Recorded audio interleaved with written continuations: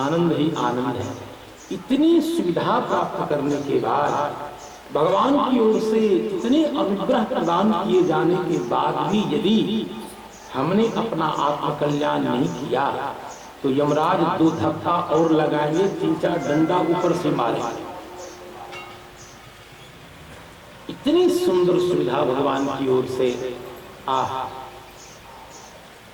देखो, जब वेद की भाषा अत्यंत कठिन प्रतीत होने लग गई तो भगवान ने संकल्प करके भगवान बादरायण वेद व्यास प्रभु को भेजा।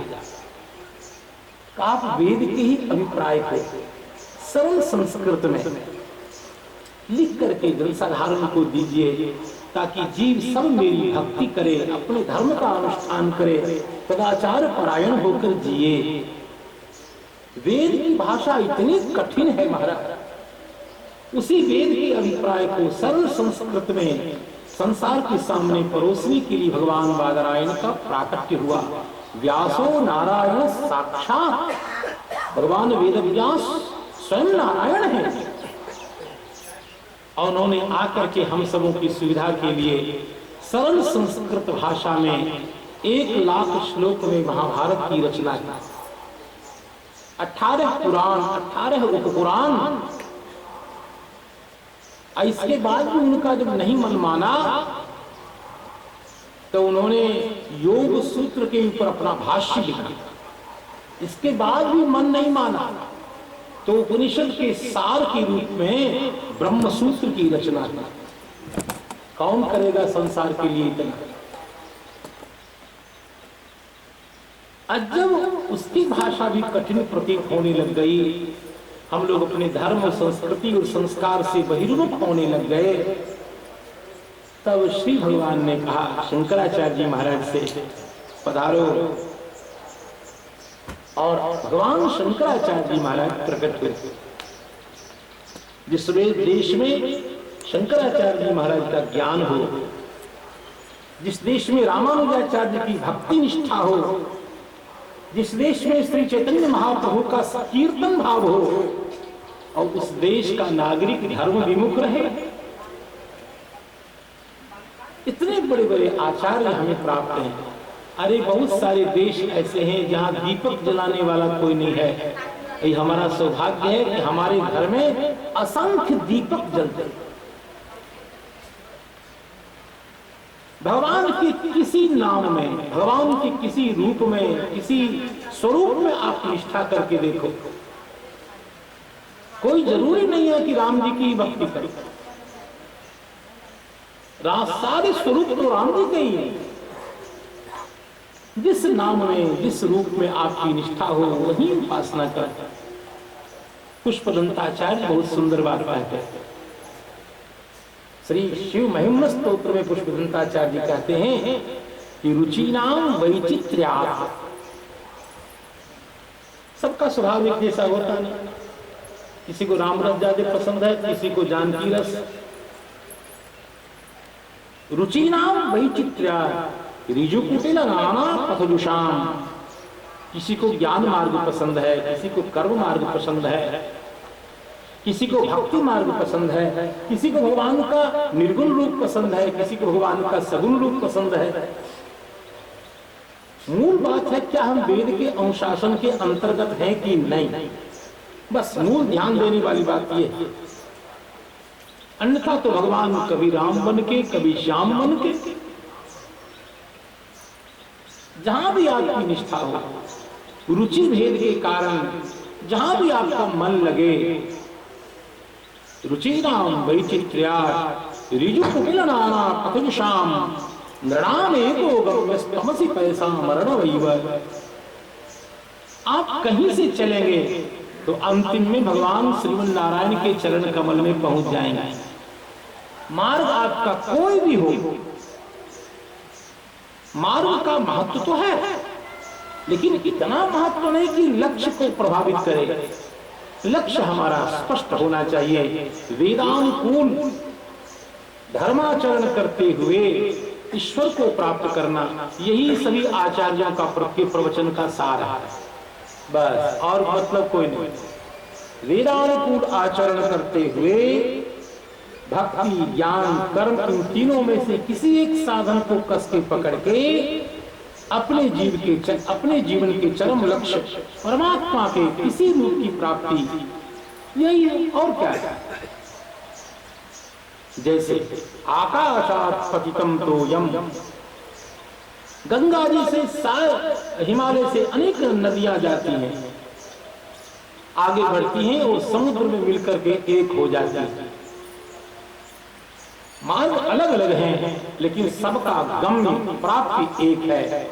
आप उन्हें भगवान राम कहें या आप उनको भगवान श्याम कहें या आप उन्हीं को भगवान उमा वल्लभ कहें, भगवान सूर्य नारायण कहें, गणेश कहें, भगवती पराम्बा दुर्गा माता कहें, बात एक ही है। रुचि भेद के कारण इतने मार्ग बन गए, अन्यथा मार्ग भी अलग अलग नहीं। मानव का स्वभाव है अलग अलग, रुचि अलग अलग है, इसलिए इतनी मार्ग बन गए, लेकिन सबका लक्ष्य एक है। रुचिनाम वैचित्र्यात् युक्तिलनाना पुरुषाम नृणाम एको गम्यस्तमसि पैसा मरणवैवा। सबका लक्ष्य है। जैसे आकाशात् पतितम तोयम, आकाश से जल गिरता था और सब जल एकत्रित होकर के समुद्र को प्राप्त होता है। ठीक वैसे आप किसी को प्रणाम करोगे, आचार्य लोग कहते हैं सर्वदेव नमस्कार केशवम प्रतिगच्छति। मेन कार्यालय में जाकर जमा हो जाएगा, क्योंकि पेमेंट वहीं से होगा। आकाशात् पतितम तोयम यथा गच्छति सागरम सर्वदेव नमस्कार केशवम प्रतिगच्छति। ऐसे भगवान केशव के चरणों में हमारा प्रेम हो, उनके बिना हमारा जीना कठिन हो जाए, ऐसा इसी के लिए, इसी प्रेम की प्राप्ति के लिए हम भगवान की कथा सुनते हैं, भगवत भक्तों की कथा सुनते हैं। भगवान की कथा की अपेक्षा भगवत कथा में ज्यादा करंट है। ये मैंने कह रहा हूं, ध्रुव जी महाराज कहते हैं।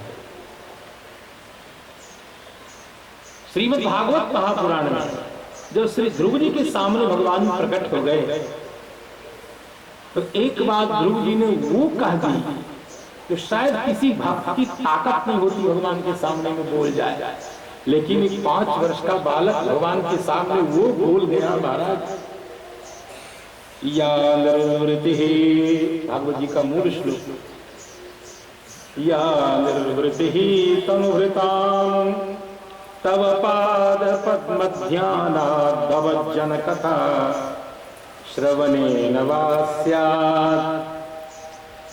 हे भगवान, जो भवज्जन कथा श्रवणेन निर्वृति, आपके प्रेम में पागल आपके भक्तजनों की कथा सुनने में जो सुख मिलता है वो आनंद, वो सुख आप में भी नहीं है। भगवान के मुंह पे कह दिया सीधा। या निर्वृतिस्तनुभृतां तव पाद पद्म ध्यानात् भवज्जन कथा श्रवणेन वा स्यात्। क्या ये बात ध्रुव जी अपने मन से कह रहे हैं? नहीं, भगवान नारायण ही बोल रहे हैं। कहा भगवान नारायण बोल रहे? कहा जब ध्रुव जी महाराज ने भगवान का दर्शन किया तो उनके मन में आया कि मैं कुछ बोलूं। बड़े बड़े विद्वान लोग जो भगवान के का दर्शन करते तो स्तुति करते, लेकिन उस नन्हे से बच्चे को बोलने की क्षमता ही नहीं, वाक पाटव ही प्रकट नहीं हुआ। तो भगवान नारायण ने मन की बात जान करके श्री ध्रुव जी महाराज के गाल से, कपोल से अपने शंख को सटा दिया। जैसे बिजली तार जोड़ देने के बाद विद्युत धारा प्रवाहित हो जाती है, वैसे शंख के सटते ही ध्रुव जी महाराज में भगवान की सारी विद्या संक्रमित हो गई और ध्रुव जी परम विद्वान होकर के भगवान की स्तुति करने लग गए। और उसी स्तुति का ये श्लोक है। अर्थात आज ध्रुव जी जो बोल रहे हैं वो ध्रुव जी क्या बोलेंगे, भगवान ही बोल रहे हैं। ध्रुव जी में प्रविष्ट होकर ध्रुव जी की विद्या भगवान की विद्या है। और ध्रुव जी कहते हैं या निर्वृति तनुभृतां तव पाद पद्म ध्यानात् भवज्जन कथा श्रवणे नवास्या। हे भगवान, आपके प्रेमी भक्तजनों की कथा सुनने में जो आनंद मिलता है वो आनंद आप में भी नहीं है। सा ब्रह्मणि स्वमहिमन्यपि नाथ माभूत। इसका अर्थ क्या हुआ? आपकी कथा सुनने के बाद ये तो लगता है कि भगवान का चरित्र है, लेकिन संत की कथा जब सुनते हैं तो हमें लगता है कि ऐसा जीवन हम जी सकते हैं, ऐसा जीवन जीना चाहिए। ऐसी प्रेरणा संतों की कथा सुन करके प्राप्त होती है। अपनी कमी का भान होता है, अपना अभिमान मरता है। सभी जाति में संत हुए, सभी भाव के संत हुए। इसलिए प्रियादास जी महाराज को कहना पड़ा, गाऊं राम कृष्ण गुण न पाऊं भक्त दाव को। भगवान राम कृष्ण का गुणानुवाद करना बहुत कठिन नहीं है, लेकिन भक्तों के दाव पेच को जानना बहुत कठिन। कौन भक्त किस रंग में रहते हैं, किस मस्ती में रहते हैं, किस भाव में रहते हैं, कौन बताएगा? देखो एक आपको दृष्टांत सुनाना। हमारे जो वैष्णवों के 4 संप्रदाय हैं, इसी को 4 संप्रदाय बोलते हैं। श्री संप्रदाय, ब्रह्म संप्रदाय, सनक संप्रदाय, रुद्र संप्रदाय। श्री ब्रह्म रुद्र सनकादि संप्रदायी, तो उसमें एक रुद्र संप्रदाय जिसके आचार्य श्री विष्णु स्वामी वल्लभाचार्य महाराज हुए, और वल्लभाचार्य जी महाराज के पुत्र हुए श्री विठ्ठलनाथ जी। वल्लभ संप्रदाय जिसको पुष्टि मार्ग भी कहते हैं, और पुष्टि मार्ग में अपरस सपरस का इतना विचार है महाराज। यदि पुजारी भगवान के मंदिर में जा रहा है और आपने उसको छू दिया, और स्नान करके ही मंदिर जाए, छू देने मात्र अपरस सपरस का पूरा विचार होता है वल्लभ संप्रदाय में, वल्लभ कुल में। मैं तो रहा हूं वल्लभ कुल। एक बार विठ्ठलनाथ जी बाल मुकुंद भगवान की सेवा में जा रहे थे, और उनका भतीजा आया, तिलक लगा है, कंठी की माला है, और भतीजी ने आकर के श्री विठ्ठलनाथ जी को छू दिया, प्रणाम किया। छूने का मतलब प्रणाम किया। कौन हो तुम? कहा चाचा जी हमको नहीं पहचानते। फिर पूछ रहा हूं कौन हो तुम? कहा मैं आपका भतीजा। अंतिम बार पूछ रहा हूं कौन हो तुम? कहा मैं आपका भतीजा। हो अब नहाना पड़ेगा, स्नान। और दूसरे दिन इसी प्रकार सज धज करके तिलक स्वरूप संध्या वंदन मंत्र राग आदि का जप करने के बाद भगवान की सेवा में जा रहे थे मंदिर में। एक क्षत्रिय कुल का वैष्णव, उसने प्रणाम कर लिया। प्रणाम नहीं करना चाहिए था उस समय, लेकिन अनजान में कर लिया। कौन हो तुम? कहा मैं भगवान जानकी नाथ के चरण का दास हूं। फिर पूछ रहा हूं, 3 बार पूछा। उसने कहा मैं तो भगवान का दास हूं। महाराज मैं आपका सेवक दास हूं। ओह ठीक, बिना स्नान किए चल जाए। क्यों? कहा कि भगवान वैष्णव के स्पर्श से तो भगवान भी पावन होते हैं, ऐसा भागवत में लिखा है। कहां लिखा है? 11वें स्कंध में, निरपेक्षम मुनिम शांतम। निरपेक्ष मुनि शांत और भगवत भक्ति परायण जो वैष्णव जन होते हैं, उनके पीछे पीछे भगवान चलते हैं। श्री भगवान ने स्वयं उद्धव जी से कहा है, अनुप्रजाम्यहम नित्यम।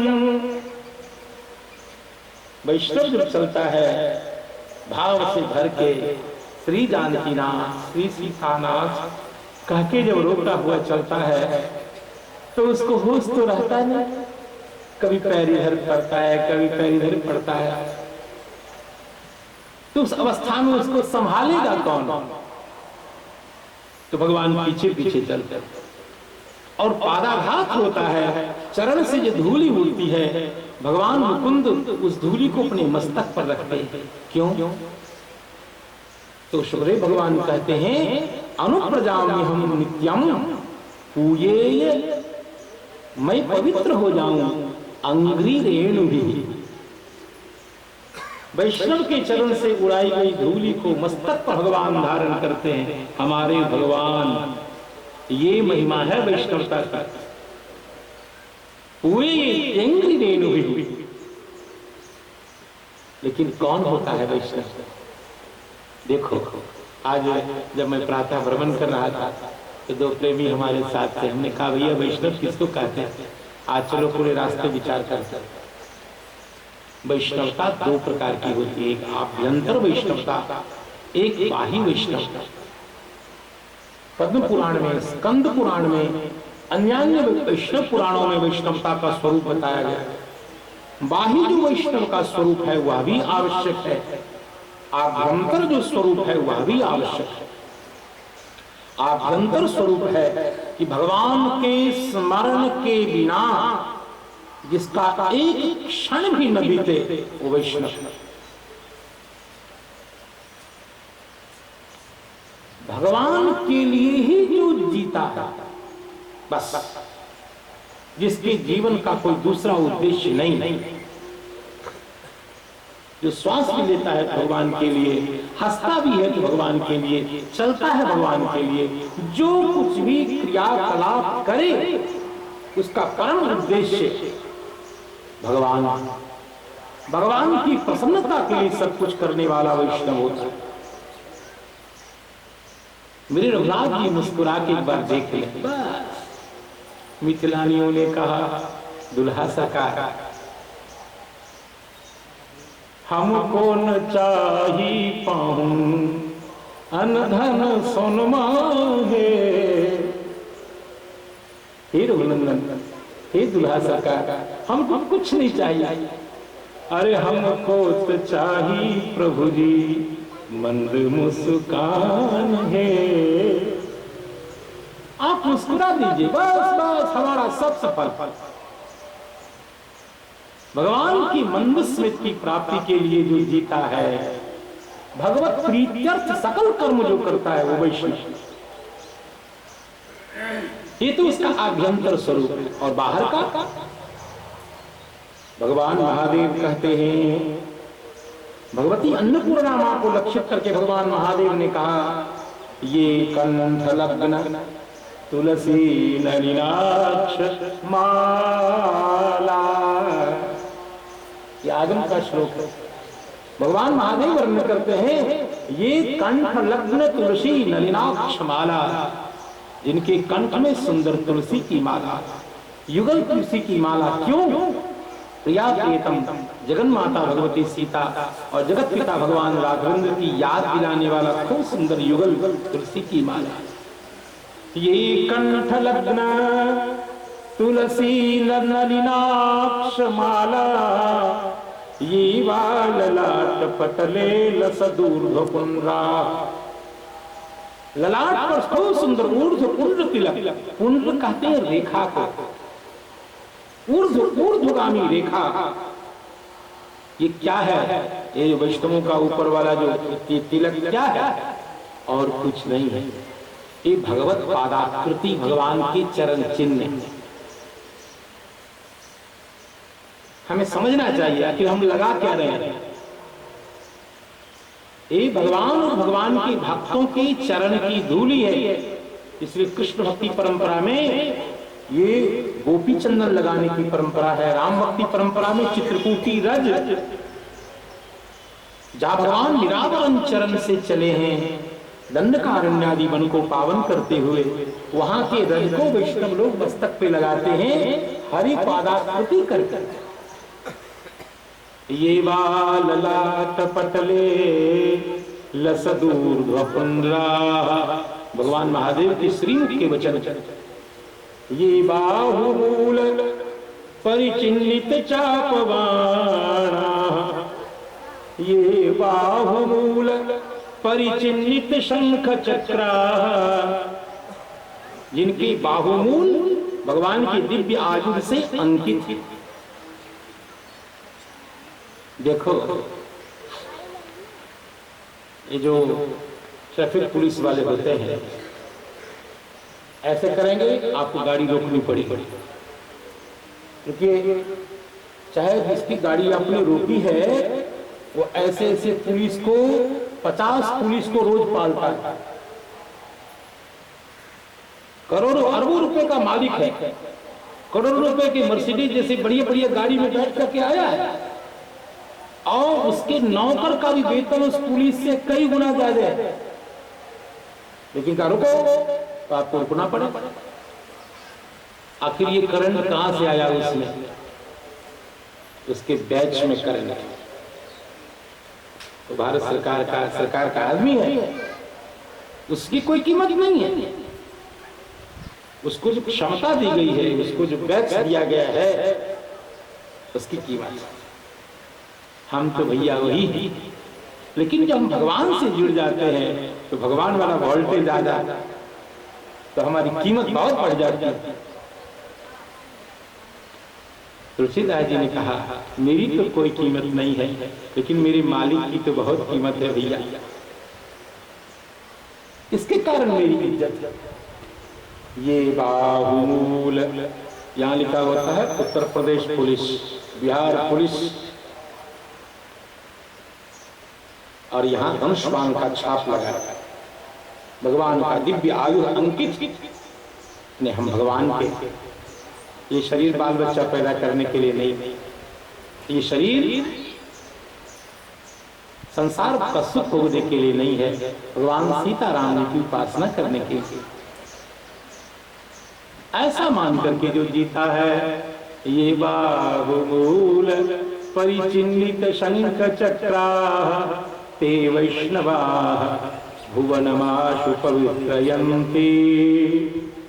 ऐसे वैष्णव जहां विराजते हैं, भुवनमाशु पवित्रयन्ति, वो सत्य भूलोक को पावन कर देते हैं। और इसीलिए अनुप्रजाम्यहं नित्यं पूजयेति रेणुभिः।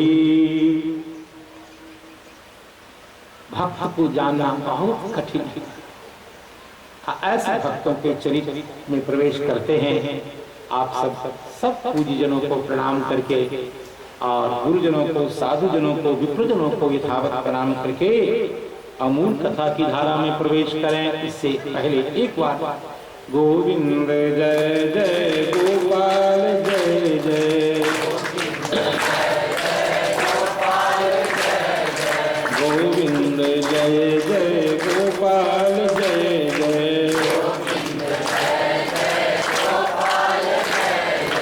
गोविंद जय जय गोपाल जय जय, गोविंद जय जय गोपाल जय जय, श्री राधारमण हरि गोविंद जय जय, गोविंद जय जय गोपाल जय जय, श्री राम कृष्ण भगवान की। श्री नाभा स्वामी जी महाराज छप्पे में कहते हैं, अंग्री अंबुज पांशु को जन्म जन्म हो जाची हो। कवित्व को पढ़ने का यही क्रम। अंग्री अंबुज पांशु को जन्म जन्म हो जाची हो। प्राचीन बरहि सत्यव्रत रहुगन सगर भगीरथ। वाल्मीकि मिथिलेश गए जे जे गोविंद पथ। रुक्मांगद हरिचंद भरत दधीचि उदारा। सुरत सुधन्वा शिविर सुमति अति बलि की दारा। नील मोरध्वज ताम्रध्वज अलरत कीरति रांची हो अंघ्रि अंबुज पांशु को जन्म जन्म हो जाची हो। श्री नाभा स्वामी जी महाराज श्री रामानंद संप्रदाय के परम गौरव श्री अनंतदास जी महाराज की कृपा पात्र श्री नारायण दास जी महाराज भक्तों के चरण दल की महिमा का वर्णन करते हुए कहते हैं कि ऐसे भक्तों की चरण धूलि मिले तो हम धन्य हो जाएं। हम जन्म जन्म ऐसे संतों के चरण की धूलि की याचना करते हैं। प्राचीन वरही, ये प्राचीन वरही वो राजा हुए जिनकी कथा श्रीमद् भागवत महापुराण में श्री ध्रुव जी महाराज के वंश में राजा अंग हुए। फिर उनके यहाँ एक बहुत बड़ा पापी पुत्र उनका बेन हुआ। उसी परंपरा में अनेक राजा हुए और एक राजा हुए पृथु महाराज, और पृथु महाराज के क्रम में आगे बढ़ते बढ़ते प्राचीन वरही नाम के राजा हुआ। देखो प्राचीन वरही की कोई कमी नहीं थी, बड़े अच्छे राजा, लेकिन प्राचीन वरही ने कहीं से सुन रखा था कि श्रौत याग करने से ही सब कुछ होता। मैं आपको एक बात बता दूं साफ साफ, वेद में पशु हिंसा का उल्लेख है। ये लिपा पोती करने की जरूरी नहीं है। जब हम वेद नहीं पढ़ते हैं, आरण्यक, ब्राह्मण, उपनिषद और अन्य स्रोत स्मार्त यज्ञ आदि के स्वरूप को नहीं जानते हैं, इसलिए हम ऊपर ऊपर जाकर नहीं जैसे दयानंद आदि बेवकूफों ने इसको ये अलग ढंग से व्याख्यात करने की कुचेष्टा की। साफ कम से कम वेद में सैकड़ों यज्ञ हैं जहां पशु याग है। स्वयं वेद भगवान गर्जन करते हुए कहते हैं पशुना यजेता, निरूढ़ पशुबंध याग, सौत्रामणि याग, साम याग, चाहे पाक संस्था हो, चाहे पुरुराज संस्था हो, रस संस्था हो, सोम संस्था हो, अश्वमेध यज्ञ में ही होता, सौत्रामणि याग में, साम याग में। लेकिन अब उस स्रोत याग करने का अधिकार किसको है? आज के दिन कोई स्रोत याग करना चाहे, मैं बता रहा था रास्ते में कि अभी आज के दिन अश्वमेध यज्ञ करने का किसी को अधिकार नहीं। अश्वमेध यज्ञ वही कर सकता है जो संपूर्ण धरती का अकेले मालिक, जो राजा नहीं सम्राट। कौन है आज के दिन? ब्राह्मण भी अश्वमेध यज्ञ नहीं कर सकता। जो सम्राट के लिए शास्त्र विधान करते हैं कि सम्राट विश्वजितम अश्वमेधम यजेता, कौन करेगा? अन्य जो ब्राह्मणों के लिए, अन्य द्विजाति के लिए यज्ञ का विधान है, उसमें लिखा है आहिताग्नि होना चाहिए। श्रौत याग करने के लिए आहिताग्नि होना चाहिए। कौन है आहिताग्नि? विवाह के समय ही अग्नि का आधान करके रखा गया हो, निरंतर उसमें अभिष्टोम, दर्श, कपाल, पौर्णमास आदि याग किया जाता हो, उस याग को, अग्नि को सुरक्षित रखा जाता हो, ताकि उसी अग्नि से उनका अंतिम दाह संस्कार होगा।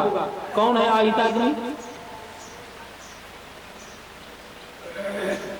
ऐसी स्थिति में हाँ है, नहीं है ऐसा नहीं। मैं कतिपय ब्राह्मणों को जानता हूं, व्यक्तिगत रूप से जानता हूं। जोधपुर में सोमयाजी जी हैं, आहिताग्नि हैं। दक्षिण भारत में 4-5 ब्राह्मणों को जानता हूं, आहिताग्नि हैं। वाराणसी में आहिताग्नि ब्राह्मण हैं। नहीं है ऐसा नहीं। ऐसे आहिताग्नि आपको कहां मिलेंगे 50-60 यज्ञ के लिए? अब प्राय स्मार्थ यज्ञ होते हैं, श्री राम यज्ञ, हनुमान यज्ञ, चंडी यज्ञ, सब ये विष्णु याग, सब स्मार्त याग। श्रौत याग स्मार्त याग में अंतर क्या है? अरे मान लीजिए हमको विष्णु याग करना है, उसमें बहुत बड़े पांडित्य की जरूरी नहीं। आपकी दृष्टि से नहीं कह रहा हूं, अपनी दृष्टि से कह रहा हूं। पांडित्य की जरूरी क्यों नहीं? यज्ञ वेदी पूजन हो गया, यज्ञ के स्तंभ आदि का पूजन हो गया, अग्नि स्थापन आदि हो गया, और अलग अलग कोनों में अलग अलग देवता, अपेक्षित देवता का पूजन हो गया। प्रधान वेदी पर विष्णु याग है, भगवान लक्ष्मी नारायण की स्थापना सर्वतोभद्र मंडल पर कर दिया, उनका पूजन हो रहा है। अग्नि स्थापन करके रोज विष्णु सहस्त्र नाम से या पुरुष सूक्त से, श्री सूक्त से आप हवन करेंगे। अंतिम में पूर्णाहुति, अवव्रत स्नान हो गया यज्ञ। लेकिन जब श्रौत याग होता है तो उसके अध्वर्यु उद्गाता ब्रह्मा आदि को चारों वेदों की संहिता अष्ट विकृति के साथ तैयार होनी चाहिए, 8 विकृति के साथ। इसीलिए अब देखिए दूसरे साधन में जैसे राम नाम है आपके पास, राम नाम विदाउट लाइसेंस हथियार है। भगवान नाम जो है विदाउट लाइसेंस हथियार है।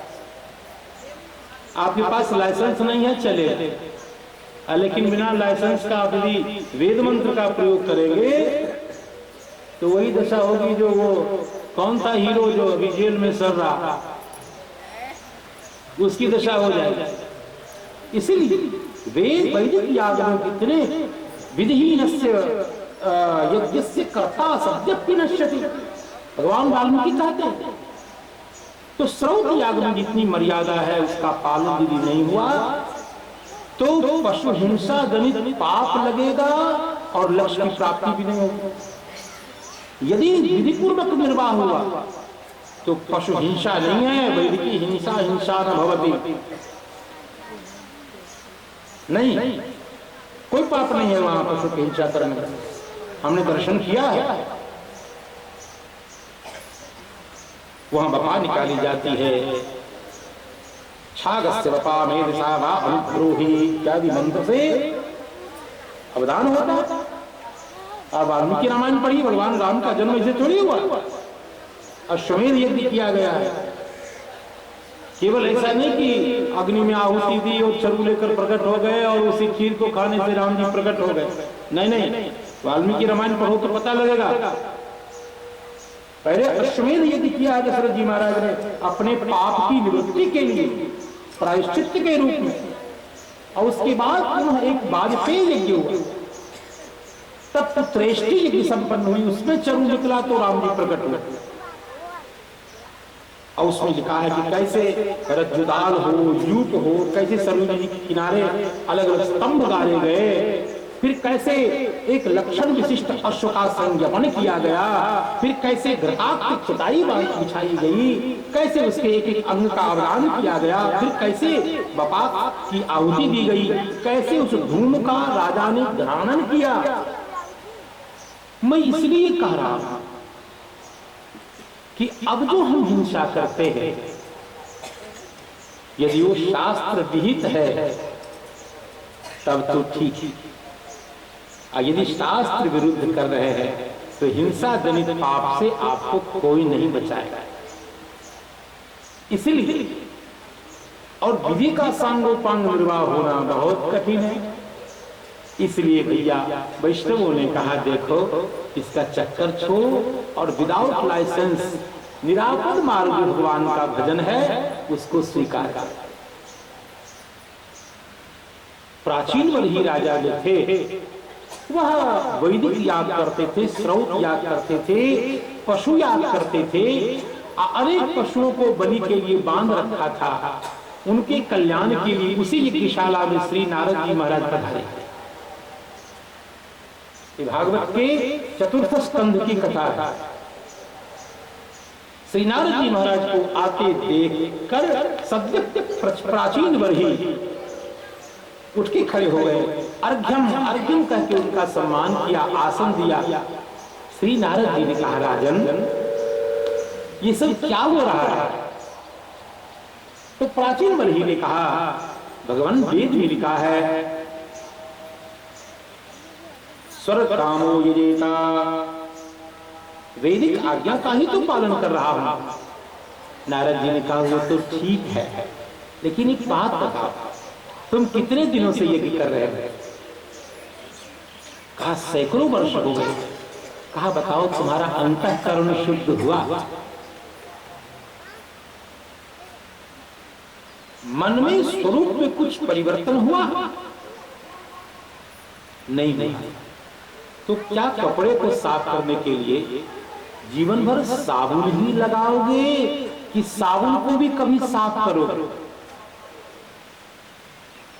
यदि आपको वस्त्र साफ करना है तो गीला करके पहले साबुन लगाते हैं, बाद में क्या करते हैं, साबुन वाले फेन को भी जब धोते हैं तब वस्त्र साफ होता है।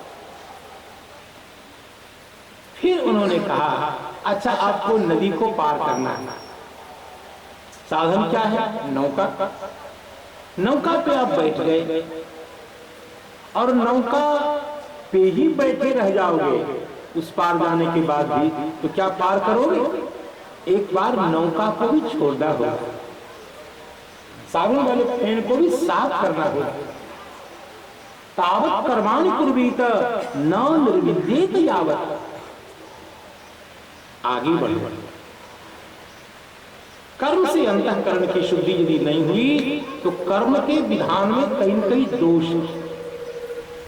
ऐसा करो, सबसे निरापद मार्ग है भगवान की भक्ति।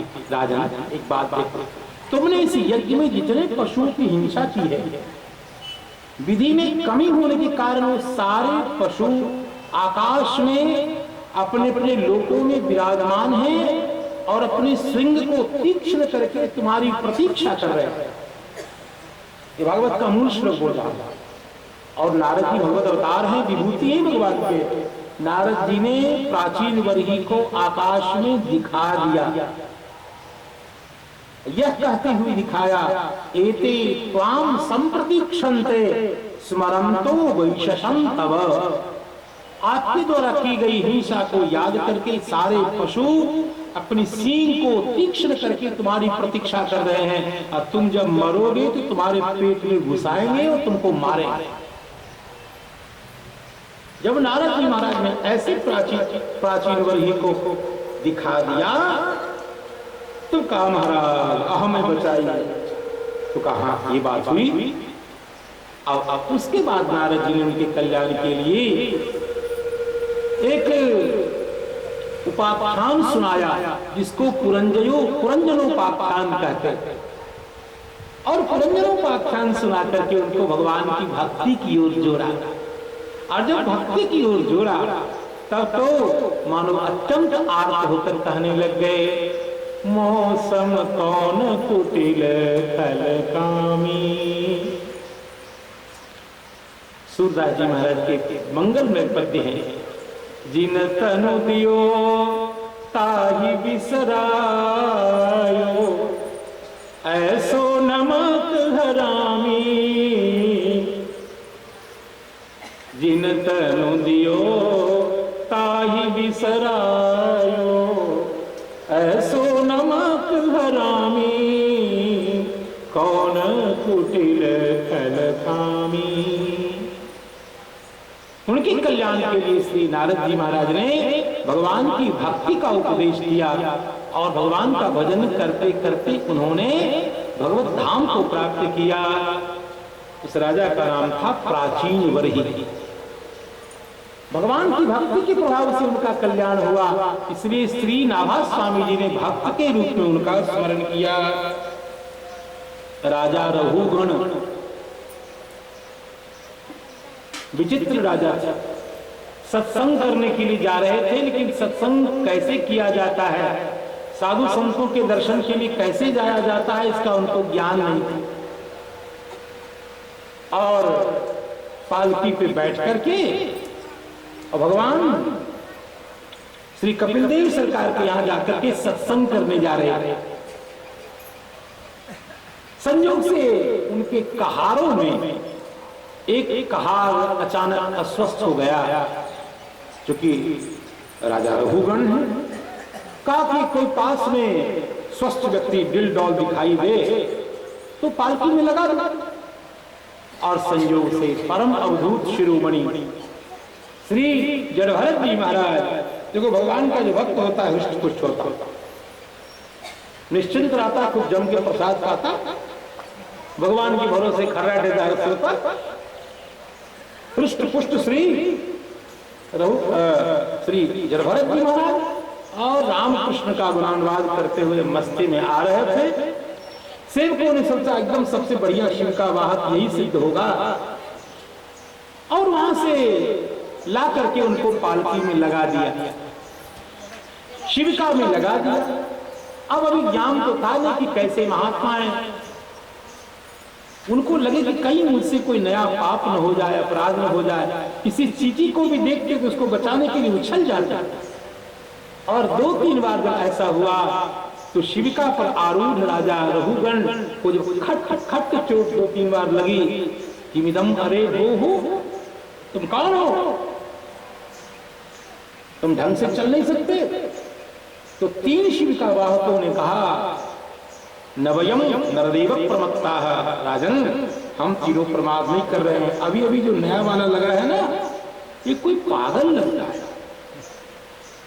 हे राम, हे रघुनाथ, हे कृष्ण, हे राधिका वल्लभ, ऐसा कह के रोने लग जाता था, लगता कोई पागल है, हम इसके साथ सही ढंग से चल नहीं पा रहे हैं। तब रघुगण ने देखा, ओ भर्तृशासनम अतिचरसी दंडपाणि निवृत्ति चिकित्सा करिष्यामि, दंडपाणि यम के समान जब तुम्हारी चिकित्सा करूंगा तब तुम अपने स्वरूप में आ जाओगे। और ऐसा जब कहा रघुगण ने तो श्री जरभरत जी को लगा कि अब क्योंकि ब्राह्मण से ही पालकी ढूंढवा रहा तो नरक जाना तो सुनिश्चित, लेकिन संसार में अपकीर्ति ये होगी, इतने बड़े संत का संग मिला तो भी नरक गया, इसलिए इस अपकीर्ति से बचना होगा। और प्रथम बार श्री जरभरत जी महाराज जन्म से लेकर आज तक बोले नहीं, आज उसके कल्याण के लिए बोले। कहा राजन, आपने व्यंग में कहा कि मैं मोटा हूं, आपने व्यंग में कहा कि मैं मुझे भार है, आपको पता नहीं है ये शरीर का धर्म है, मैं मोटा पतला नहीं हूं, मुझे हल्का भारी कुछ भी प्रतीत नहीं होता, मैं आत्मा हूं, मैं शुद्ध चेतन आत्मा हूं। ये सब मन का धर्म है, शरीर का धर्म है। स्थूलता, दुर्बलता, आदि व्याधि, ये सब शरीर के धर्म है।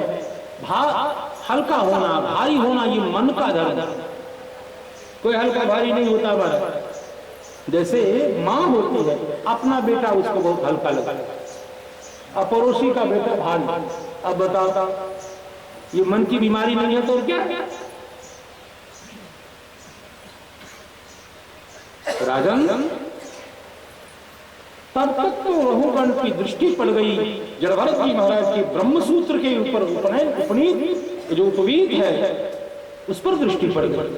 तब तो कहा महाराज, हमको भगवान विष्णु के चक्र से एकदम डर नहीं लगता, भगवान महादेव के त्रिशूल से डर नहीं लगता, इंद्र के वज्र से डर नहीं लगता। मुझे डर लगता है तो मेरे द्वारा किसी ब्राह्मण की अवज्ञा न हो जाए। शंके सदा ब्रह्मकुलावमानात्। आप कौन हैं? कहीं भगवान सूर्य नारायण तो नहीं है, कहीं भगवान सनकादि तो नहीं है, कहीं अग्निदेव तो नहीं है, आप कौन है बताइए। और तब लेकिन महाराज आपसे एक बात पूछनी है, आपने कहा कि मैं शरीर नहीं हूं, मन नहीं हूं, मैं सबसे विलक्षण आत्मा हूं, शरीर का सुख दुख मेरा सुख दुख नहीं, लेकिन ऐसा व्यवहार में तो नहीं देखा जाता। मैं राजा रहा हूं, अनेक बार शत्रु के बाण मेरे शरीर में चुभे हैं, बाण चुभे हैं शरीर में, लेकिन व्यथा मन को हुई है, आत्मा तक व्यथित हुई। शरीर का सुख दुख मेरा सुख क्यों नहीं है? लोक में देखते हैं, व्यवहार में देखते हैं, जब हम खीर बनाते हैं, चावल बनाते हैं तो अग्नि का सीधा संबंध होता है पात्र के साथ, लेकिन पात्र जब गर्म होता है तो उसमें रखा हुआ दूध भी गर्म होता है, उसमें रखा हुआ चावल भी सिद्ध हो जाता है। जब शरीर को व्यथा होगी तो आत्मा उससे प्रभावित हुए बिना कैसे रहेगी? महाराज आपने ये जो कहा इस विषय में हमें जानना। तब डांटते हुए जरभरत महाराज ने कहा, राजन तुम हो तो मूर्ख, लेकिन विद्वानों जैसी बात करते हो। जैसे भगवान नंदनंदन ने अर्जुन को डांटा था, असोच्यानंद शोचम प्रज्ञावानांश भाषते, विद्वानों जैसी बात करते हो। राजन, तुमको सोना का रेट जानना है कि सोना को पहचानना है? सोना कितना है ये जानना दूसरी बात है, और सोना का अलंकरण बना करके पहनना दूसरी बात है। ईश्वर तत्व को पहचानने के लिए तत्तात्विक दृष्टि चाहिए और लोक के लिए व्यवहारिक दृष्टि चाहिए। तुम व्यवहारिक दृष्टि में आरूढ़ होकर के ये चर्चा कर रहे हो, अन्यथा सजाति का सजाति पर प्रभाव होता है, विजाति सजाति का परस्पर प्रभाव नहीं होता। उसी दूध में पत्थर डाल के देखो, वो सिद्ध नहीं हो। राजन, मेरे शरीर, मेरी आत्मा, उस पर मेरा शरीर और उस पर तुम्हारी ये पालकी और उस पर तुम बैठे हुए ठीक वैसे हो जैसे एक ढेला पर दूसरा ढेला, उस पर तीसरा ढेला, उस पर चौथा ढेला, इसके अतिरिक्त कुछ नहीं। और ऐसा दिव्य ज्ञान मुझको कैसे मिला ये जानना चाहते हो? ज्ञान जब भी मिलता है तो संतों की चरण की धूलि से, जब तक व्यक्ति अपने को लोट पोट नहीं करता तब तक तात्विक ज्ञान नहीं होता। श्री गिरभरत महाराज ने कहा, रहु गणे तक तपसा न जाति। ऐसा आत्मविषय ज्ञान तपस्या से नहीं प्राप्त होता, न चेज्या, निरंतर हवन करने से भी नहीं, इज्या से भी नहीं, निर्वपणा गृहाद्वा, तत्त देवताओं के नाम से बलि अर्पण करने से भी नहीं, घर को छोड़ने से भी नहीं, न छंदसा, केवल वेद पाठ करने से भी नहीं, नई बजला सूर्य विना महत्पाद रजोभिषेकम। महापुरुषों की चरण धूलि में जब तक अपने को लोट पोट नहीं करोगे साधु संतों की चरण धूलि में, तब तक आत्मा क्या है, परमात्मा क्या है, मन क्या है, बुद्धि क्या है, अंतःकरण क्या है, संसार क्या है, बंधन क्या है, आसक्ति क्या है, मोक्ष क्या है क्या है। कभी कभी क्या होता है, खूब बढ़िया रामचरितमानस का पाठ चल रहा है और भरत चरित्र का वर्णन हो रहा है, आंखें भी डबडबा गई, आंख से आंसू की धारा भी चल रही है। लेकिन रामायण जी के विषय में जब जानकारी करते हैं तो पता लगता है कि भाई के ऊपर केस दायर किए हुए। अब बताइए क्या हो रहा है? श्री भरत चरित का जब वो उच्चारण करते हैं, पाठ करते हैं, तो हृदय फट जाता है, कलेजा फटता है, आंख से आंसू की धारा बह रही है। लेकिन रामायण जी के विषय में पता लगाओ तो पता लगेगा कि अपने भाई के ऊपर थोड़ी सी जमीन के लिए केस ठोक चुके हैं रामायणी जी महाराज। आखिर ये क्या हो? इसका अर्थ ये कभी नहीं कि हम रामायण जी की आलोचना, मैं करूंगा रामायण जी की आलोचना। इसका अर्थ है कि अभिप्राय दो प्रकार का है। एक बार हम शब्द को पढ़ते हैं तो कुछ तो असमझ में आता, लेकिन एक वही अर्थ जब प्रत्यक्ष होकर हमारे सामने आता है, जब हमारे जीवन में उतर जाता है, जब उसका अभिप्राय प्रत्यक्ष होकर मूर्तिमान। ज्ञान दो प्रकार के होते हैं, परोक्ष ज्ञान और प्रत्यक्ष ज्ञान। जो शाब्दबोध, पूर्ण शाब्दबोध होता है।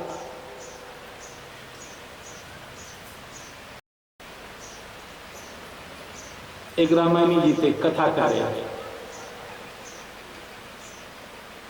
तो खूब प्रेम से कथा कहते थे, तो श्रोता उनकी कथा से प्रभावित होकर रोते थे। तो एक वृद्धा किसी श्रोता ने पूछा, व्यास जी आप जो कथा कहते हैं तो इतनी अच्छी कथा कहते हैं कि मेरी आंखें भर आती हैं, लेकिन आप नहीं रोते। तो व्यास ने कहा कि मैं उस दिन रहूंगा जिस दिन दक्षिणा कब मिलेगी। आप आज रो रहे हो, मैं उस दिन रोऊंगा जिस दिन दक्षिणा। अब बताओ, तो ये कथा किसके लिए? आखिर ये ठगम ठगी का कार्यक्रम कब तक चलेगा? आखिर राम जी की कथा किसके लिए? हमारे लिए नहीं है क्या? हम चिंतन नहीं करें कि हमारे लिए है? तो महापुरुषों की चरण धूलि से जब तक अपने को लोट नहीं करोगे तब तक ज्ञान का वो स्वरूप प्रकट नहीं होगा। कौन नहीं जानता? एक माई थी, शायद जयपुर में कथा हो रही थी, तो उसका बेटा समाप्त हो गया, रोने गाने लग गई, स्वाभाविक है। और कुछ दिन के बाद मेरे पास आई और आते ही फिर हमने कहा माता जी कैसी हैं बोलते ही फिर रोने लग गई। हमने कहा क्या हुआ? और गीता का प्रवचन इतना सुंदर दे महाराज, अद्भुत, हम प्रभावित हो जाते। कितना सुंदर श्लोक बोलती, आत्मा परमात्मा ज्ञान वैराग्य, खूब प्रवचन दे। हमने कहा माता जी क्या हुआ? तो कहीं बउआ जो था। हमने कहा कि जब तुम जानते थे कि कच्चा सामान है, ये मटेरियल कच्चा है, तो प्रेम काहे किया जो रो रही है? जब डुप्लीकेट सामान से प्रेम करेंगे तो डुप्लीकेट सामान तो कभी टूटेगा कि नहीं टूटेगा? अरे जब जिसका बर्थडे खूब ठाट से मनाएंगे, केक काटेंगे, तो बउआ कभी जो हिलेगा डोलेगा तो रोगे कि नहीं? जब जान रहे हो कि सामान कच्चा है, कभी कभी टन होने वाला, प्रेम करने की वस्तु केवल भगवान है। और भगवान को छोड़कर किसी को ईमानदारी से प्रेम करोगे तो आपको रोने से कोई नहीं बचा सकता है, कोई नहीं बचाएगा रोने से। कि बताओ इस संसार में जो दिख रहे हैं इसमें जीने वाला कौन है? एक भी बता दो जो जिएगा। इसे तो मरने वालों की भीड़ लगी है। इस संसार का नाम है मर्त्य लोक, केवल मरने वाले ही यहाँ जमा होते हैं और जीने वाला कोई नहीं है। और उसके बाद बेवकूफी से अपने बच्चे से या उससे प्रेम करोगे तो रोने से कौन बचाएगा? तो एक ज्ञान तो है चौकी वाला ज्ञान, तो बढ़िया बढ़िया श्लोक बोले, खूब ऐसे से हाथ को उछाल के प्रवचन करके, जब अपने ऊपर आया तो जय जय सीताराम सब ज्ञान कपूर हो गया। ऐसा नहीं, शब्द का निरावरण साक्षात्कार जब होता है तब वैराग्य होता है, खांटी वैराग्य।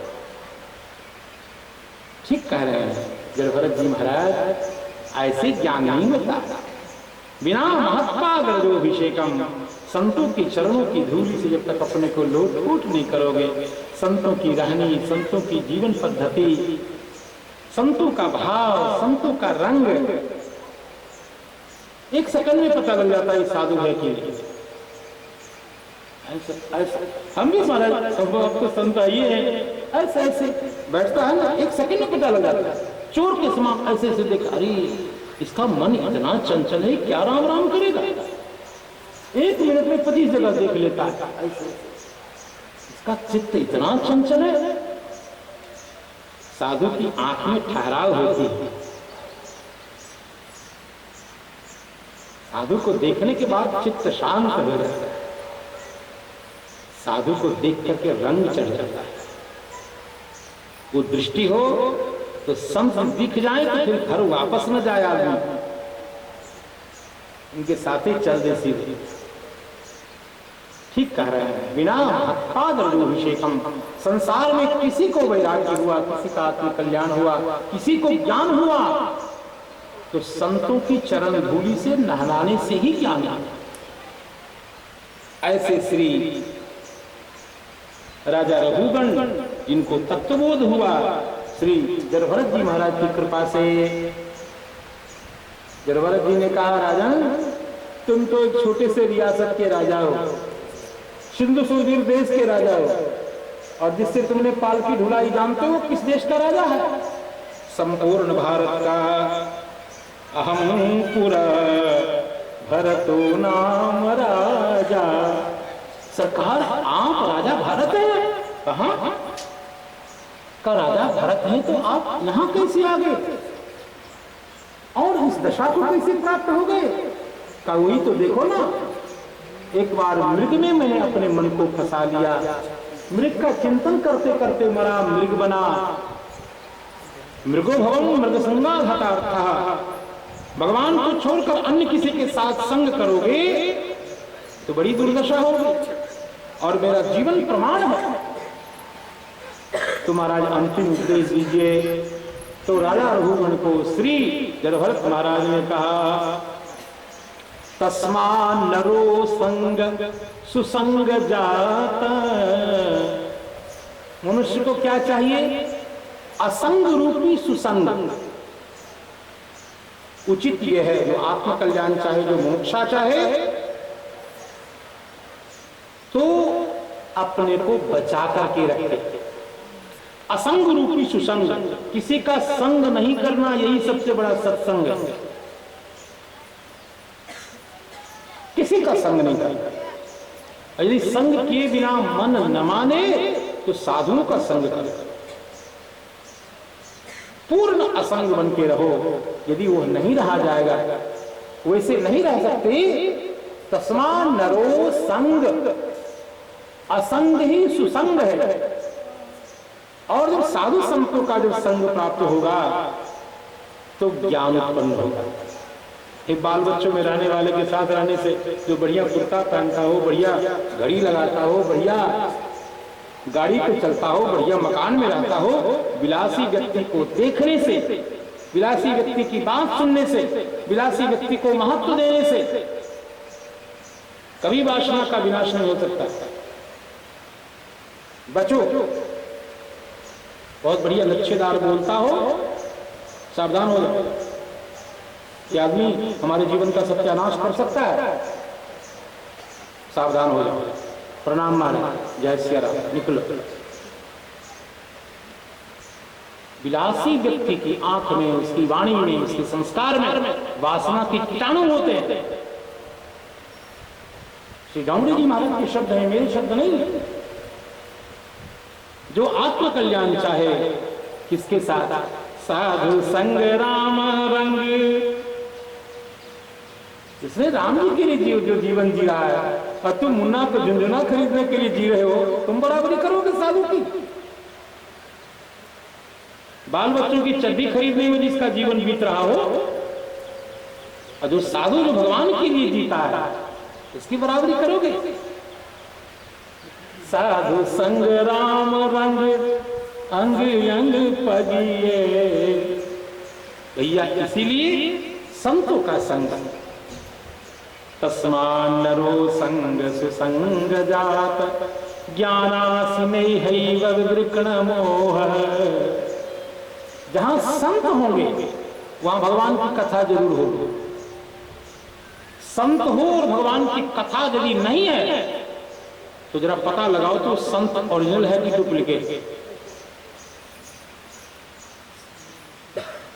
संत हैं तो भगवान की कथा जरूर होगी। उसके पास बैठते ही भगवान की कथा छिड़ जाएगी।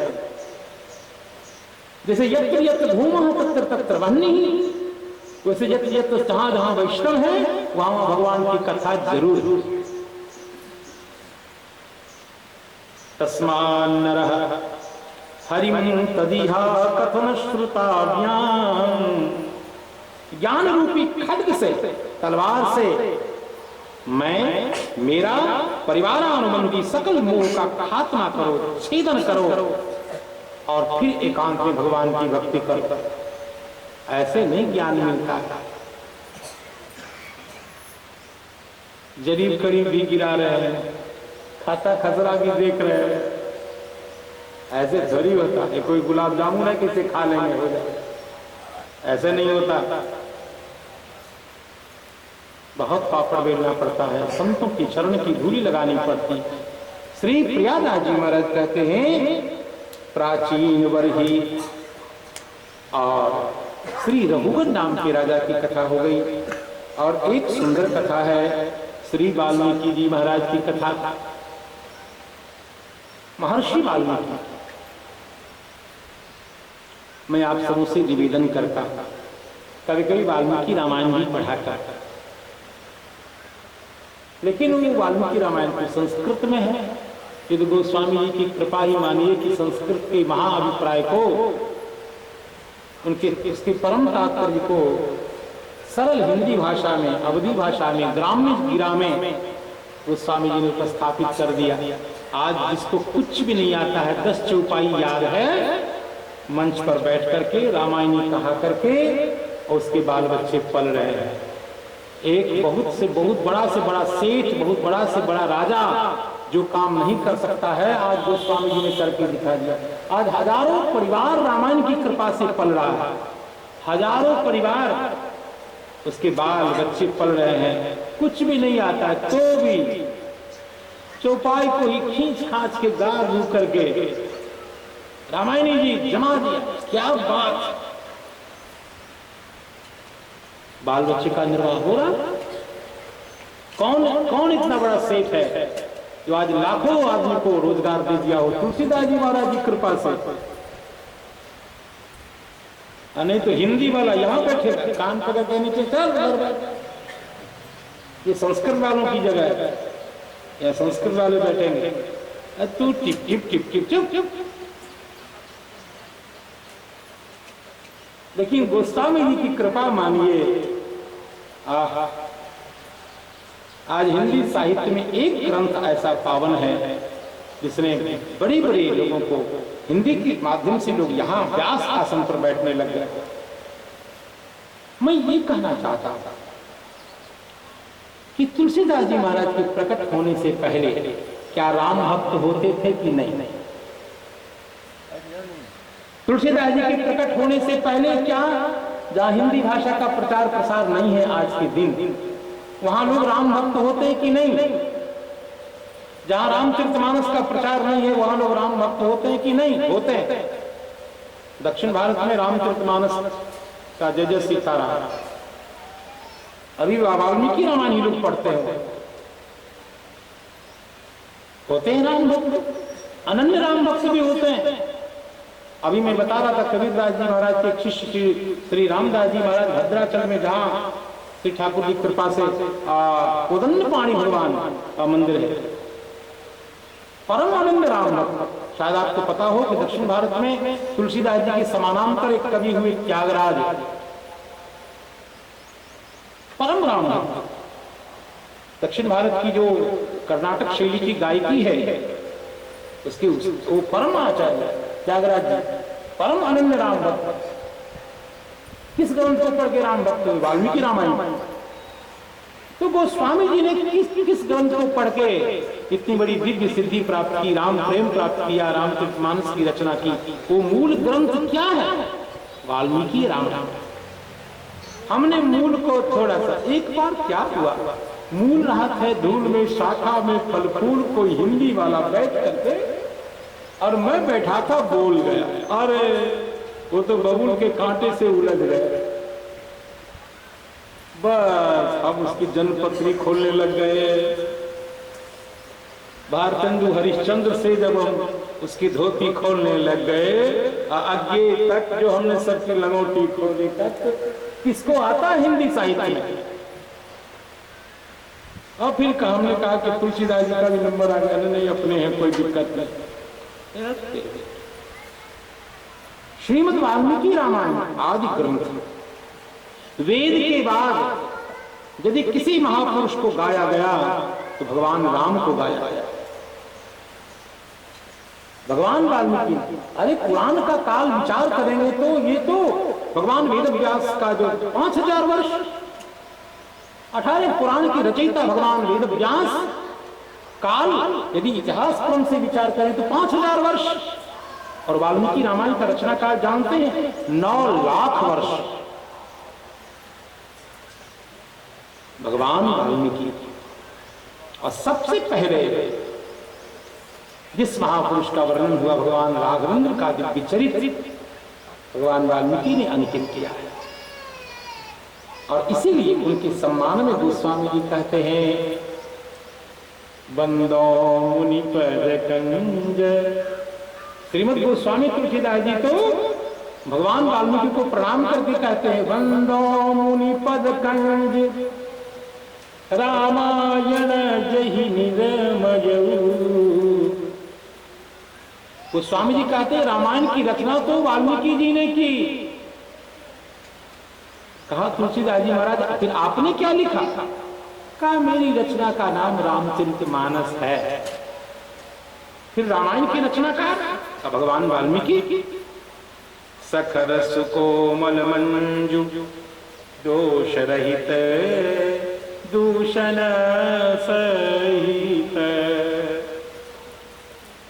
गोस्वामी तुलसीदास जी फिर आपकी क्या स्थिति है?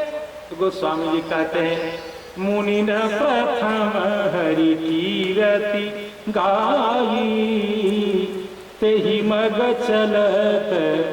ऋषि मुनि महात्माओं ने भगवान राम की कथा पहले गा दी है, अब मैं भी पीछे पीछे चल रहा हूं। कहा कैसे? जैसे कोई राजा किसी नदी के ऊपर पुल बना दे तो एक चींटी भी उस पुल के सहारे से उस पार हो जाती है, वैसे गोस्वामी जी तो ये कहते हैं। और उस व्यक्ति ने क्या कहा? मूल रहता है धूल में, शाखा में फल फूल, बस नृसिंह भगवान के समान मैंने उसको विलीर्ण कर दिया। संस्कृत वाले के बीच टिप टिप टिप टिप टिप टिप इतना बड़ा दुस्साहस क्या है तुम्हारे पास? छंद अलंकार सारी साहित्यिक योजना हमारे यहां से तुम्हारे यहां किराए पे गई हुई है। किसको छंद का ज्ञान था? किसको अलंकार का ज्ञान था? किसको काव्य लिखने की कला ज्ञात थी? कोई पूछ ले कि भात अच्छा है और बात अच्छी नहीं, भात और बात में क्या अपराध किया? एक पुल्लिंग स्त्रीलिंग है? कोई जवाब? इसके पास भगवान पाणिनि है, बाणभट्ट है, वेद व्यास, भगवान वाल्मीकि है, कालिदास, भवभूति, हर्ष, उसके सामने इतना बड़ा दुस्साहस। भगवान वाल्मीकि बहुत बड़े हैं, उनका कद बहुत बड़ा है, बहुत बड़ा है। सूर्य भगवान की ओर मुख करके जब फूकोगे तो क्या दशा होगी आप जानते हो? ऐसे भगवान वाल्मीकि जिन्होंने पराम्बा भगवती सीता जी को आश्रय दिया, जिनके आश्रय में पराम्बा ने कुश और लव को प्रकट किया, जिनके व्यक्तित्व की कोई सानी नहीं। देखो क्लासिकल संगीत में एक बात कही जाती है वाद्यकार। वाद्यकार किसको कहते हैं? उस गायक को कहते हैं जो रचना भी करता हो और गाता भी हो। भगवान वाल्मीकि उस कोटि के क्लासिकल संगीत के जानकार हैं जो रचना भी करते हैं और गाते भी। कुश और लव जी को वीणा थमा दिया, कहा बेटा मेरे द्वारा रचित जो 24,000 श्लोक हैं उनको ऐसे गाओ। सारी मूर्छना, सारी आराम गीत आप उसको उठा रखते, यहां रख दीजिए, आप साधु होकर के यहां रख दीजिए। अच्छा ठीक है। तो वाद्य का भगवान वाल्मीकि रचना भी 24,000 श्लोकों में और झंकृत करके कैसे इसको गाया जाए। संस्कृत के श्लोकों को गाने सबको नहीं आता, जिसको राग रागनी आएगी उसको संस्कृत का उच्चारण गलत हो जाएगा, जिसको संस्कृत का श्लोक आएगा उसको गाने के तमीज नहीं। ये बड़ी विचित्र बात। अब जहां लंबे लंबे 1-1 किलोमीटर का शब्द है समास का, वो कहां तोड़ेगा, कहां वो उसका सुर मिलेगा, कहां रिदम बनेगा। इसलिए ऐसे भगवान वाल्मीकि जिन्होंने रचना भी की और गायन की कला कुशलभ जी को बताया, बेटा ऐसे गाना, जिनके व्यक्तित्व को, कुशलभ जी के व्यक्तित्व को जिस महापुरुष ने निखारा, ऐसे भगवान वाल्मीकि जिन्होंने हमें राम कथा दी संसार। अने तो राम जी को हम क्या जानते हैं।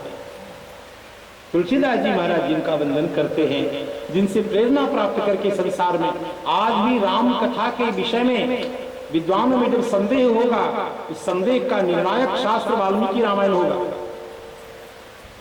एक बार काशी में शास्त्रार्थ हो रहा था, तो शास्त्रार्थ तो शास्त्रार्थ से होता, तो वहां विद्वान लोग आए और चर्चा होने लगी राम तत्व के ऊपर। तो किसी ने रामचरितमानस की चौपाई बोल दी, इससे जोर से पंडित डांटे उसको। कोई संस्कृत का श्लोक तुम्हें पता हो, आर्ष ग्रंथ का, बोलो नहीं, चुप चुप। अब बेचारा वो बिल्कुल सख्त, जहां आर्ष ग्रंथ की बात हो रही है, भागवत महापुराण, गीता, वेद, स्मृति का कोई श्लोक याद है तो बोलो नहीं, चुप। तो जब प्रामाणिक विद्वानों के विषय में जब विचार होता है, उनके तारतम्य होते हैं, तो वहां शास्त्र चलेगा। वहां सबसे बड़ा प्रमाण राम कथा के विषय में श्रीमद् वाल्मीकि रामायण, और उसके अमर गायक, सबसे प्रथम रामचरित के गायक महर्षि वाल्मीकि जी महाराज, जिनको नारद जी की कृपा से राम कथा की प्राप्ति हुई। जम जन्म पूनि जन्म कौन मेरे कछु सोच हो, संत पद कंजरेनु शीश पर धारिये। आप कल्पना करिए, एक लुटेरा, ये कथा अप्रामाणिक नहीं है, पद्म पुराण में इसी कथा है। नारद जी का सत्संग मिला, किसके कारण चोरी करते हो? क्या चोरी से जो पाप होगा, क्या उस पाप के फलभोगी परिवार के सब लोग होंगे? और सबसे पूछा गया, सबने कहा नहीं, आप कमाते हैं, इसमें तो हमारा हिस्सा होगा, लेकिन आप जो पाप करेंगे उससे हमें कोई लेना देना नहीं। उस डाकू को बोध हो गया, ये सही कह रहे हैं हमारे, और तब मेरे कल्याण का साधन क्या होगा? श्री नारद जी महाराज ने, सप्तर्षि जी महाराज ने कहा कि भगवान का नाम लो। और मैंने कहा ना, जो अति उत्कट पापी होगा उसके मुख से राम निकल ही नहीं सकता ना। वो और कुछ बोलेगा, वो अंग्रेजी बोल सकता, वो और बड़ी बड़ी लक्ष्यदार बातें कर सकता है, राम नहीं बोलेगा। यही दशा थी उस डाकू की। बोलो राम, कहा नहीं। तब नारद जी ने कृपा करके कहा, वो अक्षर को उलटना पड़ेगा। कहा मरा तो बोल सकते हो, कहा कल लगातार मरा मरा मरा बोलो तो मरा मरा मरा मरा जो हुआ तो राम राम हो गए। उल्टा नाम जपत जग जाना, वाल्मीकि भजे ब्रह्म समाना। नारद जी महाराज के द्वारा ये कहने पर राम नहीं बोल सकते तो मरा तो बोल सकते हो। लगातार मरा मरा मरा मरा बोलो, अपने आप राम राम होगा। और इस प्रकार राम नाम जपते हुए भगवान वाल्मीकि इस राम नाम के प्रभाव से कितने बड़े कवि हो गए। आज संसार उनके सामने मस्तक झुकाता है। इसके अनंतर जो श्री प्रियादास जी महाराज ने कथा सुनाई है, वो है स्वपच वाल्मीकि जी की कथा। ये महाभारत की कथा है। एक स्वपच थे। स्वपच शब्द इतना कठोर है। श्वन कहते हैं कुत्ते को, अर्थात चांडाल जाति के थे ये भक्त। और ये मैंने संध्याकालीन सत्र में बता दिया है, ये केवल शरीर से चांडाल हैं, ये पूर्व जन्म के धर्म महाराज जो अभिषक्त हुए धर्म के रूप ही हैं। श्री मांडव्य ऋषि के शाप से आज ये चांडाल रूप में आए हैं, अन्यथा साक्षात धर्म है ये। स्वपच वाल्मीकि। एक बार क्या हुआ, पांडवों ने यज्ञ किया। धर्मराज युधिष्ठिर ने एक यज्ञ का अनुष्ठान किया। उस यज्ञ में बड़े बड़े महात्मा आए। यज्ञ में 3 बातें मुख्य हैं। यज्ञ धातु का अर्थ है देव पूजा, संगतिकरण और दान। उसी से नंग प्रत्यय करने पर यज्ञ बनता है। तो यज्ञ में भंडारे का महत्व बहुत अधिक है, अन्नदान का महत्व बहुत ही। अन्नदान किया जाने लग गया। खूब साधु संत महात्मा ब्राह्मण सब खूब जम के प्रसाद पा रहे हैं, भोजन पा रहे हैं, जय जयकार हो रहा है। श्री प्रियादास जी कहते हैं, पूतो वाल्मीकि एक सुपच सुनाम ताको, श्याम लय प्रकट कियो भारत में गाइए। वाल्मीकि नाम के स्वपच थे चांडाल, और भगवान श्याम सुंदर ने उनकी महिमा प्रकट कर दी। एक बार पांडवों में श्रेष्ठ धर्मराज महाराज ने यज्ञ करने का निश्चय किया। उस यज्ञ में बड़े बड़े महात्मा उपस्थित हुए, सबको अन्न वस्त्र आदि के द्वारा तृप्त किया गया। श्री कृष्ण भगवान ने कहा, धर्मराज आपका यज्ञ तो बहुत अच्छा था, लेकिन अभी तक यहां किसी संत ने भोजन नहीं किया। कहा महाराज हजारों हजार महात्मा आए, हजारों हजार संत आए, विद्वान आए, ब्राह्मण आए, और आप कह रहे हैं कि किसी भक्त ने भोजन नहीं किया? तो हजारों में कोई भक्त नहीं। भगवान ने कहा मैं ये तो नहीं कहूंगा कि कोई भक्त नहीं, लेकिन मैं एक बार जरूर कहूंगा, एक बात मैं कह रहा हूं कि कोई प्रेमी भक्त इसमें कोई नहीं। अब प्रेमी भक्त ने भोजन नहीं किया अभी तक, मेरी दृष्टि से अभी यज्ञ सफल नहीं है। तो धर्मराज ने कहा कैसे पता लगेगा कि एक प्रेमी भक्त ने भोजन किया? भगवान ने कहा इसके लिए कोई चिंता की बात नहीं है, मैं अपने शंख को रख देता हूं, और जब किसी प्रेमी भक्त के मुख में तुम्हारे यज्ञ का एक ग्रास भी जाएगा तो शंख अपने आप बजने लग जाएगा। कहा ठीक है। सोई बात भई ताको अनुभाव, शुभ शंख शुभ प्रभाव कहे, जो पे नहीं बाजे तो अपूर्णता आइए। यज्ञ तभी परिपूर्ण माना जाएगा जब ये मेरा शंख अपने आप बजने लग जाएगा। इसका मतलब किसी प्रेमी भक्त के मुख में ग्रास चला गया। यज्ञ निरंतर हो रहा है, अनंत अनंत लोग, हजारों हजार सदाचारी ब्राह्मण विद्वान सब भोजन कर रहे हैं, लेकिन शंख नहीं बज रहा। बोले कृष्णदेव, धर्मराज ने कहा महाराज कोई प्रेमी भक्त अभी तक आया नहीं। भगवान ने कहा प्रेमी भक्त हैं। का इस युग में अभी हैं? का हैं। का भारत में है? कहां? का भारत में नहीं, इसी क्षेत्र में है। का इसी क्षेत्र में प्रेमी भक्त हैं? मेरा इतना बड़ा यज्ञ हो रहा है, क्या उन्होंने आकर के अभी तक भोजन नहीं किया? भगवान ने कहा नहीं, यदि भोजन करते तो मेरा शंख बजता। तब धर्मराज ने कहा आप बताइए कौन है? तब भगवान ने कहा कि रोज आते हैं। कहा रोज यज्ञ में आते हैं? कहा आते ही नहीं है, तुम्हारे यहां काम करते हैं, तुम्हारे यहां झाड़ू पोछा का काम करते हैं, लेकिन उनके मुख में ग्रास नहीं गया। श्री भगवान ने कहा बोले कृष्ण देव या को सुनो सब भेव ऐपे, नीचे मान ले बात दूरी समझाइए। धर्मराज ने कहा अब नाम बता दीजिए, हमारे यहाँ अनेक सेवक हैं। भगवान ने कहा यदि मैं नाम बता दिया तो भक्त मेरे ऊपर नाराज हो जाए, कहेंगे आपने मेरे नाम को प्रकट कर दिया। और भक्त का स्वभाव है कि वो अपने को छिपाते हैं, और यदि मैंने नाम प्रकट कर दिया तो वो मेरे ऊपर नाराज हो जाएंगे, इसलिए मैं उनका नाम नहीं बता रहा हूं।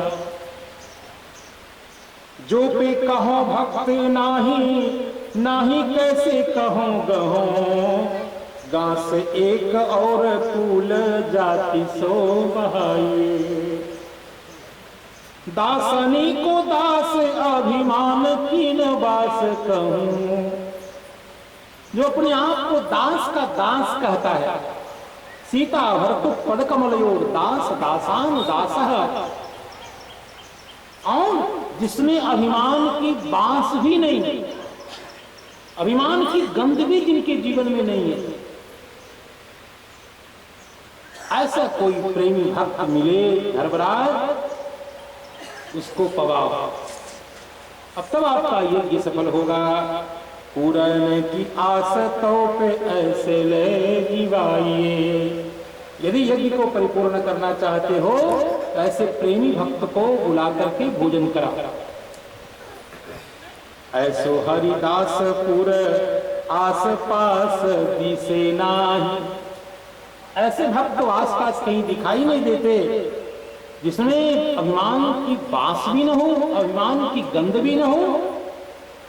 तरई नगर तेरी नगर माझ रसबंत, तुम्हारे ही नगर में निस्दीर भोर सांझ, आवे जाई ऐपे कहूँ बात न जनाइए।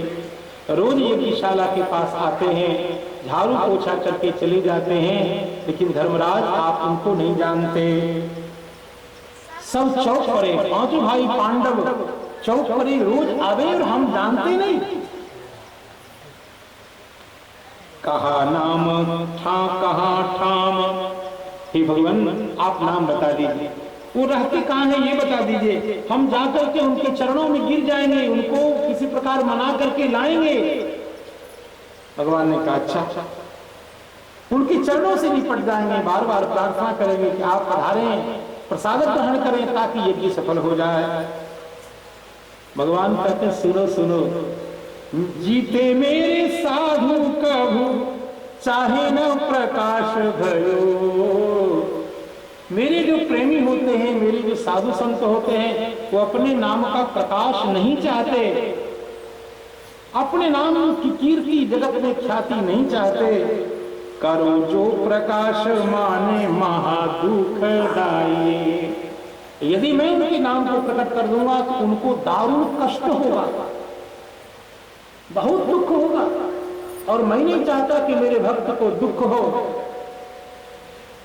मोको पर सोच यज्ञ पूरन की लोच हुए, लिए बाको नाम निजी ग्राम तजी जाइए। बहुत जब आग्रह किया तो श्री भगवान ने कहा देखो, तुम्हारे यहाँ जूठे बर्तन आदि को साफ करने के लिए एक भक्त आते हैं, उनका नाम है वाल्मीकि, स्वपच हैं वो। जाबो वाल्मीकि घर वरो अवली का साधु, बड़े साधु हैं वो, पूर्ण अनासक्त और मेरे प्रेम में पागल। कियो अपराध हम दियो जो बताइए। भगवान कहते मैंने बहुत बड़ा अपराध किया कि मैंने उनका नाम तुमको बता दिया। कियो अपराध बहुत, नाम जो बताइए। श्री भगवान स्वयं कहते हैं अब उस शपथ वाल्मीकि जी को लाने के लिए चले अर्जुन भीमसेन और निमंत्रण देने गए, जो इनके दरवाजे पर इनके घर में आकर के चौका बर्तन करते थे, जो जूठे बर्तनों को साफ करते थे, जूठे पत्तल को उठाते थे, ऐसे शपथ वाल्मीकि को निमंत्रण देने के लिए अर्जुन और भीम चले। अर्जुन और भीम सेना चले निमंत्रण को, अंतर भारी कही भक्ति भाव दूर है। श्री प्रियादास जी कहते भले ही अर्जुन और भीम अपने को भक्त समझे, लेकिन भक्त की जो कसौटी है उस कसौटी के आसपास भी ये लोग नहीं है। प्रियादास जी कहते अब पहुंचे भवन जाए, चहु दिशि फिरी आए, चारों तरफ घूम करके देख लिया, कहीं भक्त ऐसा कुछ वातावरण नहीं मिला। अंदर जब घुसे तो श्री शपथ वाल्मीकि जी एक जगह भगवान की प्रतिमा लगा करके और ऐसे हाथ जोड़ करके भगवान को देख देख करके रो रहे। भगवान के आगे हाथ जोड़े हुए थे, आंख से आंसू की धारा चल रही थी। हे कृष्ण, हे कृष्ण, हे गोविंद, हे मधुसूदन, ऐसा बोल रहे। बस भगवान का चित्रपट, हाथ अंजलिबद्ध मुद्रा, भगवान का नाम और आंख आंसू से भरी भरी। इस मुद्रा में श्री अर्जुन महाराज ने, श्री भीमसेन ने एक छोटी सी कुटी में देखा उनको। पहुंचे भवन जाए, चहु दिशि फिरी आए, परे भूमि झूमी घर देखो छवि पूर है। जब राजाओं के राजा दोनों आए, सद्य देखा श्री शपथ वाल्मीकि जी महाराज ने, बस भगवान को छोड़ करके मालिक मालिक मालिक, आप कैसे आ गए मालिक, हमसे कोई गलती तो नहीं हो गई, मालिक आप कैसे आ गए, आप मुझे बुलावा भेज दिए होते, मैं आपके दरवाजे पे आ जाता।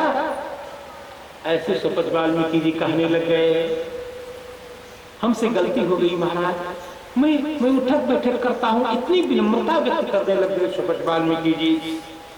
आए नृप राजाने को, देखी तजे काजनी को, सभी काम को छोड़ दिया शपथ वाल्मीकि जी ने। अल्लाह जानी सो कांपे, मेरे राजा, मेरे मालिक जिनके आश्रय से मैं जी रहा हूं, वो राजा हमारे दरवाजे पर आ जाए। ऐसा मान करके लज्जा के कारण, संकोच के कारण थर थर कांप रहे थे। पता नहीं मुझे दंडित करने आए हैं या मुझसे कोई अपराध हो गया, डांटने डपटने के लिए आए हैं, ऐसा करने लगे। लाजनी सो कापी कापी भयो मन चूर है, पायनी पधारी। भीम और अर्जुन महाराज ने कहा, हे भक्तराज, हे भगवान के प्रेमी भक्त, आप हमारे यज्ञ में पधारिए, आप हमारे दरवाजे पर हमारे यज्ञ में अपनी जूठन गिराइए। ऐसा धर्मराज श्री भीम और अर्जुन बोले। पाप ग्रह टारिये यू कीजे भाग भूरी है, हमें भाग्यशाली बनाइए, हमारे यज्ञ को सफल करिए आप। ऐसा जब उनसे कहा गया तो शपथ वाल्मीकि जी बोले क्या? कहा सरकार, हे मेरे स्वामी, हे मेरे मालिक, हम तो रोज आपके दरवाजे पर जाते हैं, रोज आपके जूठन को पाकर के ही तो हम बड़े हुए, आपके द्वारा दिए गए उच्छिष्ट अन्न को पा करके हम इतने बड़े हुए हैं। हम अभी भी आपके वहां जाकर भोजन करेंगे, वहां के जूठन को ला करके हम घर में खाते हैं, हम जो भी खाते हैं वो आपका ही तो प्रसाद है। ऐसा बोलने लग गए। जूठनी लुटारो सदा द्वार को बुहारो नहीं, आपके दरवाजे में झाड़ू ही तो लगाते हैं, आपके यहाँ से जो जूठन मिलता है उसी को तो हम लेकर के आते हैं। और को निहारूं अजू यही साचोपन है, यही तो हमारी सत्य प्रतिज्ञा है कि आपकी सेवा करूं, आपके दरवाजे पर, आपके घर में सब प्रकार से जो भी उच्छिष्ट मिले उसको ला करके खा करके अपने जीवन को धन्य बनाऊंगा। कहो कहा जीवों कछु पाछे ले जीवा में। शपथ वाल्मीकि जी ने कहा आप सब भोजन कर लीजिए, उसके बाद जो उच्छिष्ट बनेगा हम स्वयं ले आएंगे। वाल्मीकि जी ने कहा आप लोग भोजन करें, जो उच्छिष्ट बचेगा हम खुद वहां से जाकर के ले आएंगे। इसके लिए आप निमंत्रण देने आए, राजा होकर के, मालिक होकर के, कहो कहा। तो भीमसेन अर्जुन ने कहा नहीं नहीं नहीं, आप भोजन करेंगे पहले, उसके बाद हम बाद में भोजन करेंगे। इतना सुनते ही तो सूख गए धर्म, जो श्री वाल्मीकि जी महाराज से सूख गए। जानी गई रीति भक्त भाव तुम तन है, तब तू ल जानो ही कृष्ण पेरी सानो नृप। अब मणिमन भगवान कृष्ण पर नाराज हो गए। ओ लगता है भगवान ठाकुर जी ने मेरा नाम प्रकट कर दिया, और मणिमन भगवान पर गुस्साने लग गए कि मेरा नाम संसार में जग जाहिर कर दिया। चाहो सोई ठानो मेरे संग को जन है। वाल्मीकि जी कहने लगे, जिस पर मैं विश्वास करता था उसी भगवान ने हमें धोखा दिया, उसी भगवान ने मेरे नाम को संसार में प्रकट कर दिया। मैं तो छिप कर उनका भजन करता था, मैं विश्वास करता था कि वो मेरे नाम को जाहिर नहीं करेंगे। अब हमारे लिए कौन है? जिस पर विश्वास करता था उसी ने हमारे नाम को प्रकट कर दिया, अब मेरा अपना कौन है? ऐसा कह के रोने लग गए। भोर ही पधारो अब यही पूर धारो। और भीम और अर्जुन ने कहा, हे भक्तराज, आप प्रातः काल पधारिए और हमारे यज्ञ को परिपूर्ण करिए। भूली न विचारो कही भली जो पे मन है।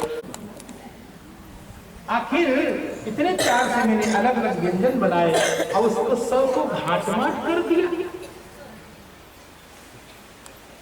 भगवान ने कहा, द्रौपदी जरा संत के मुख से सुन लो, उन्होंने ऐसा क्यों किया? भगवान ने कहा, वाल्मीकि जी, मेरे भक्तों के मन में जिज्ञासा है, आप बताइए कि द्रौपदी जी ने इतने प्यार से आपको अलग अलग व्यंजन बना करके दिया। इनकी इच्छा थी कि दही बड़े का अलग स्वाद हो, चटनी का अलग स्वाद हो, गुलाब जामुन का अलग, पायस का अलग, सबको अलग अलग बातें, सबका स्वाद लिया जाता। आपने सबको घाटमाट क्यों कर दिया, मिला क्यों दिया? तो श्री शपथ वाल्मीकि जी महाराज बोले कि हे भगवान, सही में स्वाद तो भगवान लेते हैं और हम तो उनके दास हैं। हमारे लिए तो सब भगवान का प्रसाद है, तो हमको स्वाद तो लेना नहीं है, हमें तुम्हें प्रसाद पाना है। इसलिए हमने सोचा कि हमारे लिए तो सब भगवान का प्रसाद है, सब मिला दो। स्वाद तो रघुनाथ जी ने, यदुनाथ भगवान ने ले लिया है, वैष्णवों को स्वाद लेने से क्या मतलब? हमें स्वाद से बहुत दूर रहना चाहिए। जब मैंने भगवान को भोग लगा दिया, भगवान ने इसका रसास्वादन कर ही लिया, तो अब तो हमें प्रसाद बुद्धि से ग्रहण करना है। ये खट्टा है, ये मीठा है, ये नमकीन है, इससे हमको कोई मतलब नहीं है। जब इतना श्री शपथ वाल्मीकि जी ने कहा और द्रौपदी जी का हृदय विमल हो गया, तो शंख धड़ल्ले से बजने लगा। जोर से शंख ने नाद किया। बोलो शपथ वाल्मीकि जी महाराज की। सीता सीता प्रति क्यों न बाजो कछु लाजो कहा, भक्ति को प्रभाव तैन जानत यूं जानिए। बोलियो आकुलाई जाए पूछिए जू द्रौपदी को, मेरो दोष याही यह आपु मन आनिए। मानी साच बात जाति बुद्धि आई, देखी यही सब ही मिलाए मेरी चातुरी बिहानिए। मैंने कितने